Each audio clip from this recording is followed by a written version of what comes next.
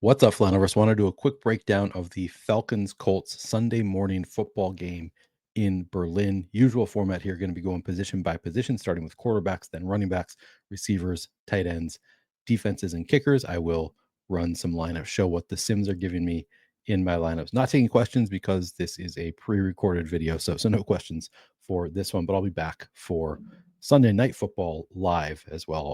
I'll be doing questions for that one. So make sure you join me on Sunday for Sunday Night Football. Before I do get into the breakdown, I do have to give a quick shout to Run the Sims. We have a fantastic offer going. You can now get 50% off your first payment on any NFL product at Run the Sims with promo code Neil. That's up from 10% previously. So huge discount going at Run the Sims. Highly recommend checking it out if you haven't already done so.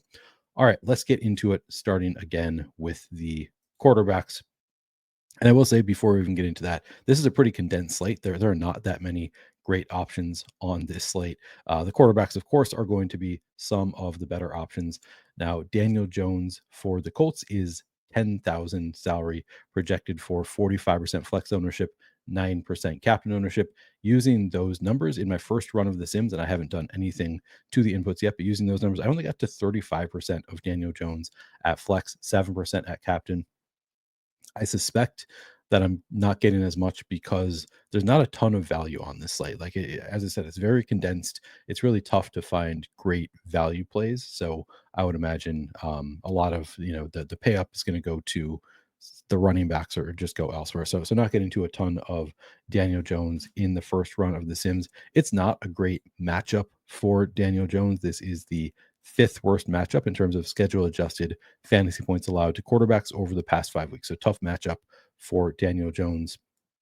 As far as stacking Jones, I think you can play him naked in some lineups. Generally, I'm going to want him stacked up, but he's rushing for 10 yards per game this year, which is much lower than his career average of 28.7. So not rushing for as many yards, but he does have 5 rushing touchdowns on the season in 9 games, and obviously wouldn't be surprising to see him, break out for a 40-yard rushing game. He has done that in the past. I think he's still capable of those games. They just haven't been doing it because Jonathan Taylor has been so great. So they don't need to. Probably isn't going to happen. But again, he has 5 rushing touchdowns in 9 games. So maybe you don't need to stack up Daniel Jones as much as the typical, running back who's only, quarterback who's only rushing for 10 yards per game, maybe a little bit more viable than typical. In terms of the pass rate over expectation, the Colts are 7th on the season in terms of pass rate over expectation. So they're actually throwing quite a bit for a team that has Jonathan Taylor on it, and especially the past couple weeks that has been really high for the Colts.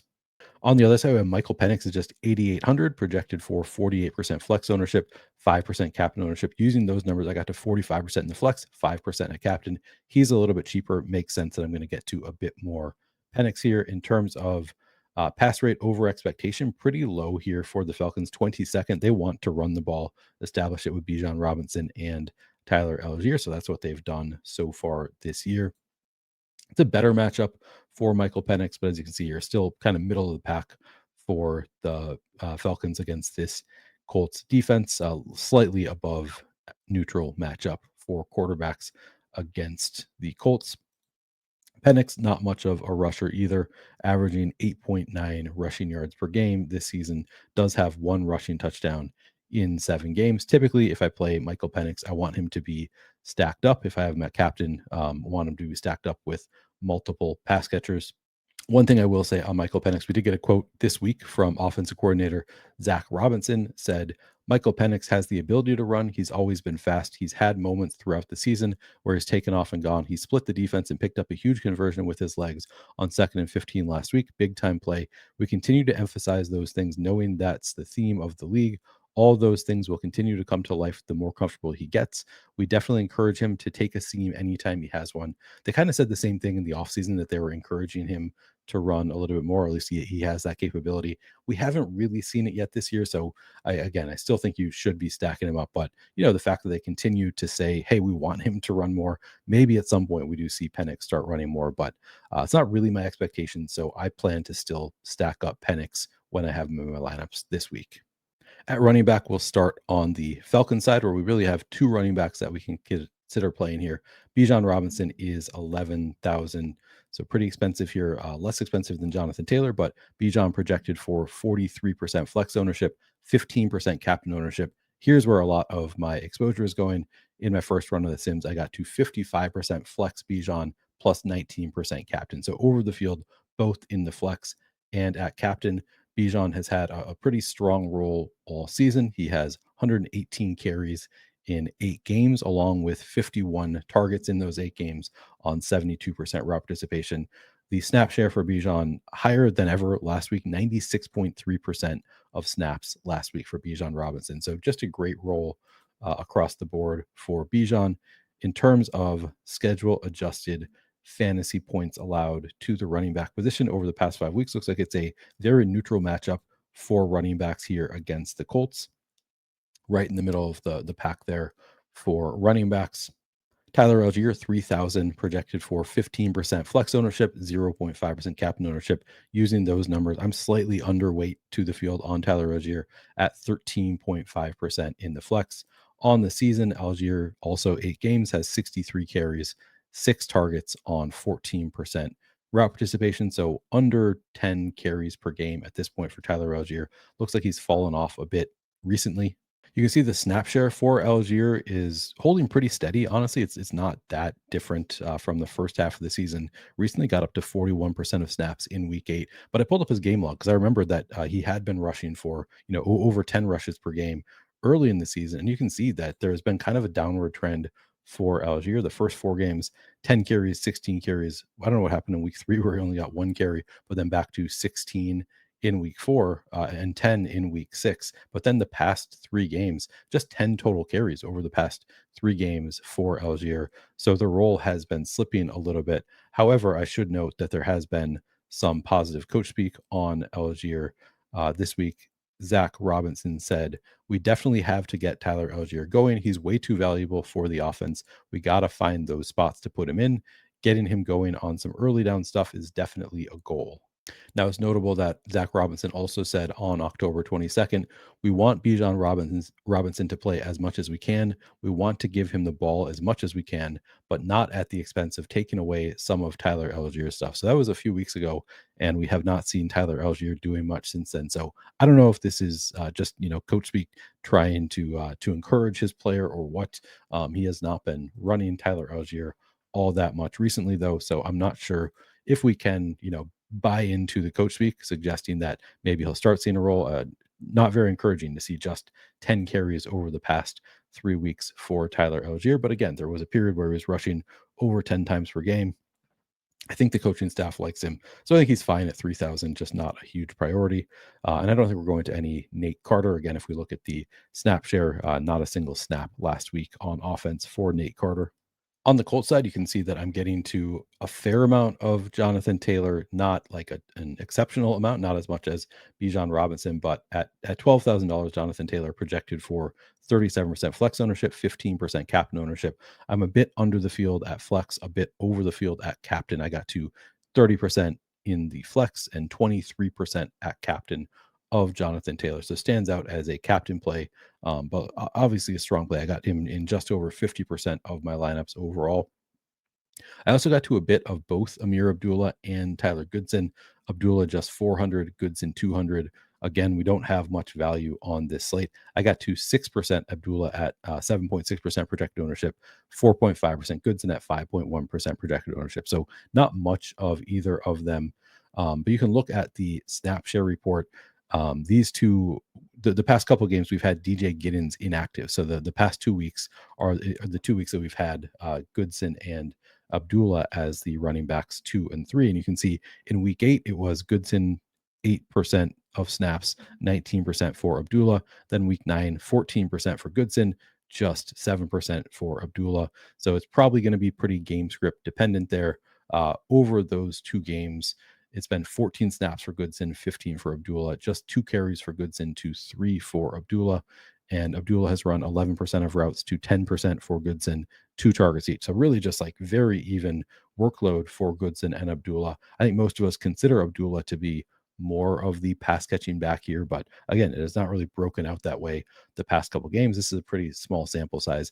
I don't really know what to expect from either of them, but I do know it's mostly just going to be the Jonathan Taylor show as long as the game is close. Maybe more likely that in a blowout, Tyler Goodson gets run, whereas Abdullah may be more likely to be involved in some passing downs in the regular course of a game. I don't have a real strong take on Goodson versus Abdullah. The Sims don't either. It looks like we're just going to get a bit of each of them. I think both seem like fine plays. Neither of them is exceptional.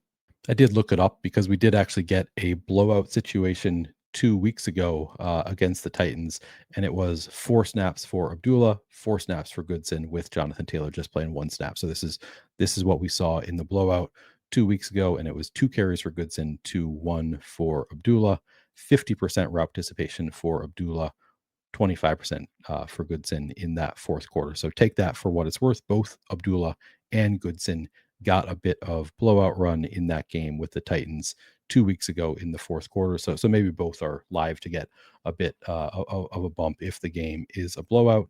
But both are just kind of, plays to mix into a 150 set. Maybe I have one, if I'm playing 20 lineups, I might have one share of each of them. If you play any more than that, you're taking kind of a big overweight stance, which is fine if you believe strongly in either of Abdullah or Goodson. But it's really just the Jonathan Taylor show on the Colts. Obviously, again, we look at the bell cow report for the season. Jonathan Taylor, one of the best workloads in the entire NFL, has 157 carries in 9 games, along with, not super involved in the passing game, but 29 targets on 65.2% route participation. So just a really strong runner. As far as the matchup, it is the second best matchup. You don't think of, or I don't think of the Falcons as being a great matchup for anybody, but it's actually the second best in terms of schedule adjusted fantasy points allowed to the running back position over the past 5 weeks. So strong matchup for Jonathan Taylor here against the Falcons. At wide receiver on the Falcons, we really only have 3 strong plays here, and then it's just kind of a dart throw beyond those 3. Starting with Drake London is 9,800, projected for 35.5% flex, 14% cap and ownership. I'm getting to 36.5% flex, 12.5% captain ownership. So a bit over the field at flex, a bit under the field at captain for me on Drake London. Looks like a strong play at 9,800, has a strong role here. So far on the season, Drake London has in 7 games, 73 targets, so just over 10 targets per game on 85.4% route participation. Really strong role. He's been having a hell of a season there for the Falcons. Beyond Drake London, Darnell Mooney has been kind of in and out of games. You can see if we look at his route share report, he had played strong workload weeks 2 and 3, and then got hurt in the middle of week 4. Didn't play week 6 after the week 5 bye, and then the route participation has gone up the past 2 weeks from 76% to 91% to 92.5%. So I don't know that we can read too much into the Darnell Mooney season so far. The overall numbers, I think, positive trends in terms of the route participation moving up for Darnell Mooney on the season. Again, I don't want to read too much into this, but 6 games, just 25 targets, so just over 4 targets per game. That includes one game that he left early, and then kind of some games where he was ramping back up. So I think these numbers don't fully indicate the role for Darnell Mooney. I think it's better than it looks on paper. 81.5% route participation overall. Again, that's with a game that he left in, I believe, the first half. So Mooney at 4,000 to me is actually a really strong on a slate that lacks value. 32% projected flex ownership, 5% captain ownership. Using those numbers, I got to 35.5% at flex, 3% at captain. I wouldn't mind taking an even bigger stance here on Darnell Mooney overweight. I think he's one of the best value plays we have. I think he's just too cheap at 4,000 for a role that I think is expanding. We also got some positive coach speak on Darnell Mooney. On October 29th, offensive coordinator Zach Robinson said, "I anticipate Darnell Mooney kind of taking off from here. He's finally getting his legs back. Obviously, we know what he can do at a high level. He had a great season last year." And finally, we have David Sills is 2,400, projected for 9% flex ownership, 0.2% captain ownership. I got to 6% flex, none at captain of David Sills. He's the third receiver that's really running any significant routes. Ran 63% in week 9 after running 97% in week 8 with Drake London out. So even with Drake London back, ran 63% of the route. So beyond Drake London and Darnell Mooney, David Sills maybe the best option there. Now, Casey Washington didn't even run a route in week 9. Maybe he comes back and cuts into it some. But Sills, looks like he is the primary slot receiver for the Falcons right now. On October 29th, again, Zach Robinson said, David Sills does a great job. He hasn't gotten the rock as much, but he's doing a good job separating when he gets a chance. The ball just hasn't found him that much. So it's possible we see some kind of a bump for David Sills at some point as the primary slot receiver now for the Falcons. And this is actually a strong matchup for slot receivers. You can see here it's overall a top 10 matchup for receivers against the Colts, just barely positive. But then as far as slot receivers go, it is the fourth best matchup for slot receivers over the past 5 weeks in terms of schedule adjusted fantasy points allowed to the slot receiver position. So that looks pretty good for David Sills here. Now, whether you want to read anything into that coach speak, on the 29th, Zach Robinson followed up the positive David Sills coach speak by saying, we definitely got to get Casey Washington going to use some of the traits that he has. And as we have seen, the route share for Casey Washington has not reflected any desire to get him going. So who knows if there's anything to that. But I think you can look at this route share and say, yeah, David Sills at the very least, the team has been using him. Pretty promising to see 62.5% route participation with Drake London and Darnell Mooney both getting 90+%. So it seems David Sills is kind of locked in as a wide receiver 3 here for the Falcons, which has been a strong role at times in recent years. So I think he looks fine at 2,400 as well. I wouldn't mind if I were getting, double the field here. Currently, I'm underweight to the field. If anything, if I were to do anything, I would want to get to more of David Sills, but obviously not as much of a priority as Darnell Mooney for me. And as of right now, I'm only getting to 0.5% of Jamal Agnew, not getting to any Kadero Hodge or Casey Washington. I think I'm okay with that. I don't feel great about any of these tertiary receiving options for the Falcons. Again, just looking at the route share report, Kadero Hodge didn't run a snap last week. Didn't run a route. Casey Washington might have been inactive. Actually, doesn't even reflect 0%. So didn't play a snap anywhere in the game. Agnew didn't run a route. So just looks like there's not much here that we can get excited about beyond that top 3 for the Falcons. On the Colts side, again, it's fairly condensed. They really only use 3 receivers with any kind of volume. Those be Michael Pittman, Josh Downs, and Alec Pierce. Pittman is 8,400 projected for 28% flex ownership, 7% captain ownership. Using those numbers, I only got to 22% flex and 9% captain of Pittman. So a little bit overweight at captain, underweight in the flex. Josh Downs, 6,400 projected for 25% flex and 4% captain ownership. Using those numbers, I got to 25% flex, 3% captain, so just underweight on Josh Downs. And then Alec Pierce, 6,800 projected for 22% flex, 6% captain ownership. I got to 18% flex, 5% captain. So really not getting to much of these Colts. Finally, Ashton Julian is 1,200 projected for 3.4% flex. I got to 2% flex, none at captain of Doolin as the wide receiver 4 here. If you look at the route share report for the Colts, you can see why we're not getting into anybody else here. Last week, 89% route participation for Pittman, 88% for Pierce, 80% for Warren, Tyler Warren, tight end, 70% for Josh Downs, and then nobody else in double digits. Adonai Mitchell ran 7%. He's been traded away, so obviously not going to be running routes anymore. Maybe Doolin benefits from Adonai Mitchell's vacated routes, or maybe those just go to somebody else, one of the other receivers on the Colts. Unclear if Doolin will benefit at all from, very, very minimal vacated routes for Adonai Mitchell here. So yeah, we just don't have much from Colts wide receivers outside of the big 3 so far this year. In terms of usage, Michael Pittman in 9 games has 66 targets on 83.4% route participation. Alec Pierce in 7 games has 44 targets on 82.2% route participation. Josh Downs, 45 targets on 61.6% route participation in 8 games. And then nobody else really getting much. Doolin, 7 targets in 8 games this season, so under 1 target per game.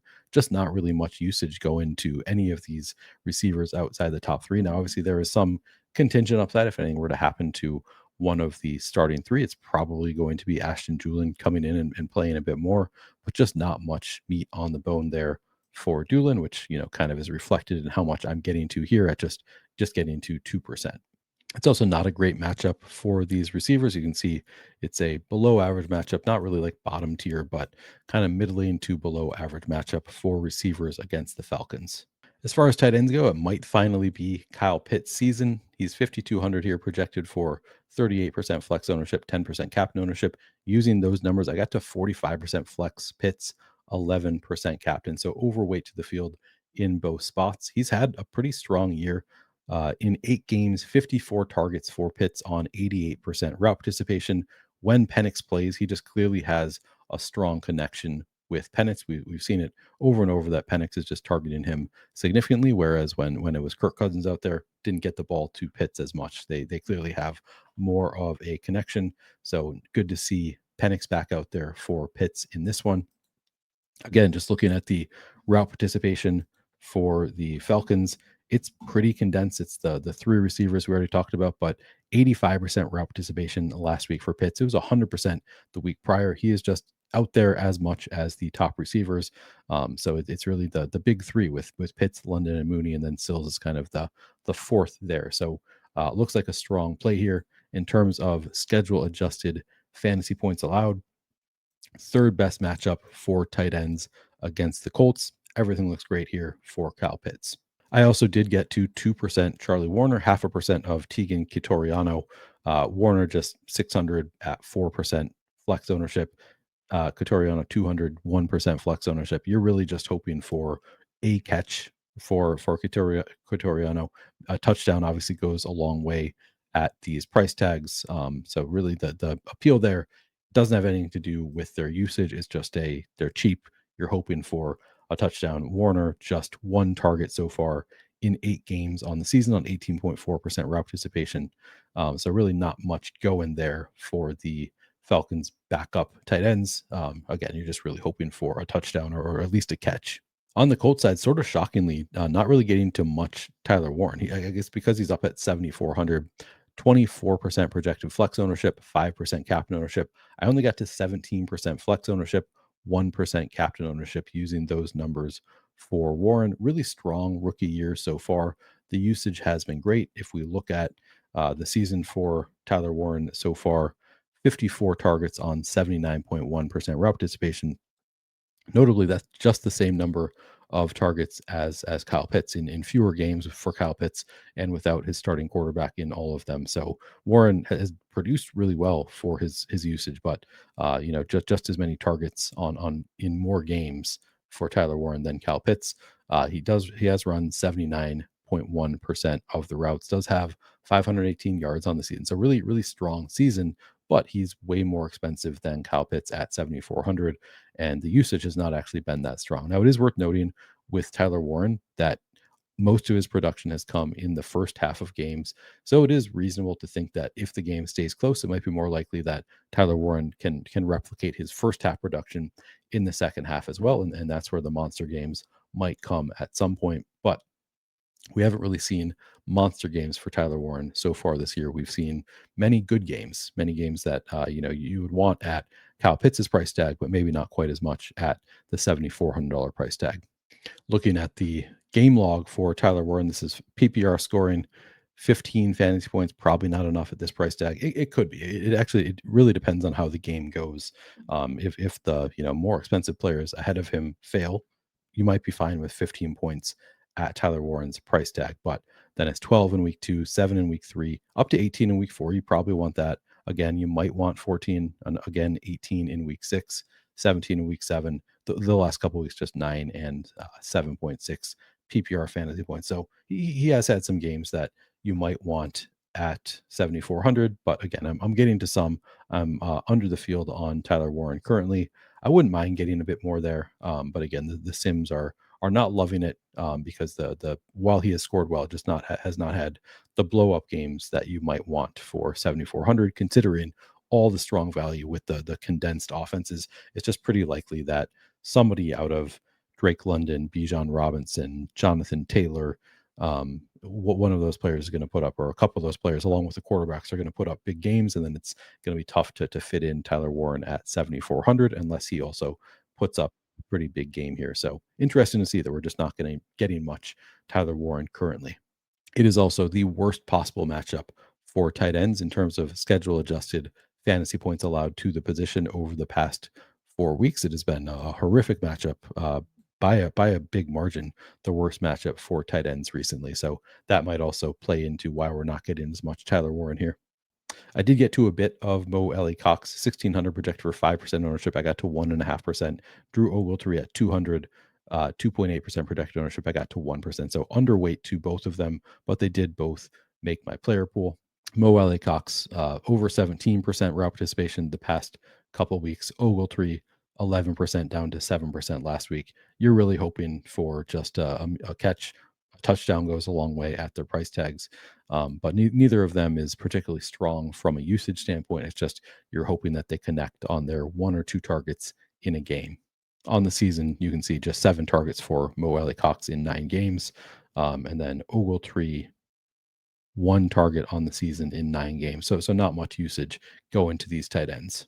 Kickers and defenses. So I didn't get to any Zane Gonzalez, and I'm not sure why that is. I suspect I should be getting to some Zane Gonzalez here. You can see I got to 53% Michael Badgley, plus 1.5% at captain. So he's 5,000 for the Colts. It might be because Zane Gonzalez has been a late addition. He is in the player pool though. The Falcons fired their old kicker Parker Romo, and signed Zane Gonzalez as their kicker for this game. He is in the DraftKings player pool at 4,800. So you want to make sure that you know are getting to some, or you probably want to get to some Zane Gonzalez. Maybe split your kicker exposure a little bit more, but you can see on a slate where we have pretty condensed offenses and not much value.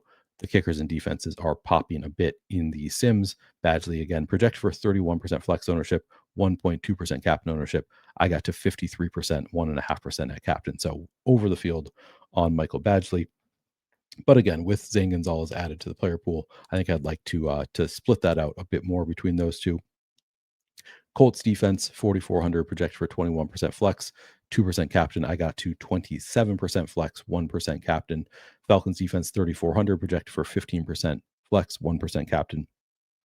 I got to 21% flex, none at captain. So generally overweight on the kickers and defenses, I think just as a result of the offenses being condensed, not having a ton of value on the slate. So the kickers and defenses making for some of the best value here. All right, so I'm going to make some adjustments. I'm just going to run the Sims one time here after making adjustments, and I'm going to call it a day for this video. By the way, if you haven't done so, please do like the video and subscribe to the YouTube channel. Again, trying to get to 6,000 subscribers by the end of the NFL season and could use your support. So the only changes that I am going to make here, let's see, I want to see if I can get Zane Gonzalez in there. We do have him projected for 7.8 fantasy points, so I'm not sure what's going on there, why I'm not getting to any. I'm going to try just changing his projection to 9, see if that works. If I'm still not getting to any, I'm going to reach out and see if there might be an issue there. But I'm going to change that projection to get to a bit more of Zane Gonzalez. Darnell Mooney, I think, is kind of a stand I want to take. I don't really think I need to get to Washington, Agnew, or Kadero Hodgson. I'm just not going to get there with these market shares. So I think what I'm going to do is I'm just going to, and I'm going to smart adjust everything. So to get to more of Darnell Mooney, I'm going to get rid of Kadero Hodge, any market share going to him, to Agnew and Casey Washington. Now you could play these guys again as they have some contingent upside. If anything happens to the starters, suddenly somebody else is going to come in and look pretty good. But for now, I'm just gonna get rid of these backup options. And then I'm going to increase Mooney up to 18% receiving market share. And then I'm going to click the normalize button to make sure everything is at 100%. I think I'm just going to make those changes for now. I think that's the biggest stand I want to take is more Mooney, maybe actually Sills also. I'm going to increase Sills slightly. So I'm going to bring Charlie Warner down maybe slightly. No, I'm going to actually get rid of a small amount of Bijan Robinson's market share because I'm getting to so much Bijan. So I'm just going to bring him down to an 18% receiving market share and bring David Sills up to 7% and see what that does. If I'm going to get to more of Sills and Mooney now, because I think both of them look like pretty strong plays. And then I'm just going to, again, I'm going to make sure the settings are all, the settings are all in line. So I'm going to click the Sim Runner Pro button to get the Sims going. So after making those changes, here are the lineups that came in. And you can see we're not leaving a ton of salary on the table. Again, just not a lot of value on this slate. But top lineup here: Drake London captain with Darnell Mooney, Colts defense Jonathan Taylor, Kyle Pitts, and Michael Penix. A lot of the strong plays. Second lineup: Drake London captain with Darnell Mooney, Jonathan Taylor, Kyle Pitts, Michael Badgley, and Michael Penix. Third lineup: Jonathan Taylor captain with Darnell Mooney, Drake London, Colts defense Michael Badgley, and Michael Penix. Uses the full salary cap, so we're probably going to be dealing with some dupe issues on this slate, would be my guess. We do have the sixth lineup down here has David Sills in it, leaves 600 on the table. Maybe less dupes in that one, but Jonathan Taylor captain with Bijan, Darnell Mooney, David Sills, Kyle Pitts, Michael Penix. Interesting lineups here. Looking at my exposures after the changes I just made, now getting to 41% Daniel Jones plus 5.5% at captain, 45% Penix plus 3% at captain. At running back, getting to 48% Bijan plus 12% at captain, 33.5% Jonathan Taylor plus 27% at captain. I did take away some Bijan receiving work there, so interesting. It had a pretty drastic effect to get to less of Bijan, getting to 9% Tyler Algier, 7% Amir Abdullah, 6% Tyler Goodson. That all looks fine to me. At wide receiver now, I boosted Darnell Mooney and David Sills a bit. I am now getting to 40% Mooney plus 6% at captain, so overweight in the flex, about even at captain with the field. Drake London, 37% flex, 15% captain. And then David Sills, I'm still just getting to 6% after increasing his receiving work. That's kind of interesting. On the Colts side, getting to 27% Pittman plus 15% captain, 24% Downs plus 1.5% at captain, 10.5% Pierce plus 2.5% at captain. And then just 1.5% Doolin, 0.5% going to Laquan Treadwell in that run. At tight end, I'm still getting to a lot of Kyle Pitts, 40.5% at flex, 9% at captain, getting to 18.5% Tyler Warren plus 2% at captain. Just a smattering of the other tight ends, 0.5% of Mo Alley Cox, 3.5% Charlie Warner, 1% Drew Ogletree, and 0.5% Tegan Quitoriano. Defenses and kickers, still not getting to any of Zane Gonzalez. So I'm going to have to look into that, but I would basically want to be splitting, I think, Badgley and Gonzalez. Currently, I'm getting to 44.5% Badgley. I think both are about equally strong plays. Colts defense, I'm getting to 31% plus 1% at captain. Falcons defense getting to 24.5%. They're only 3,400, so kind of a nice value. So there you have it. This is actually a fairly straightforward slate where there's not much to love outside of the obvious plays. I think my biggest stance that I'm taking that's sort of different from the field. It's not even like I'm playing a contrarian play here, but I like Mooney better than the amount that I'm getting to, but he's actually projecting to be fairly chalky. So not a slate where we have a lot of great contrarian plays. I would say I think Sills looks pretty good to me, but even after boosting him, didn't get much, so he's not really popping in the sims. That might be a play it before you see it kind of a play there. So this is not a slate where I think there's any like massive edge in the contrarian plays.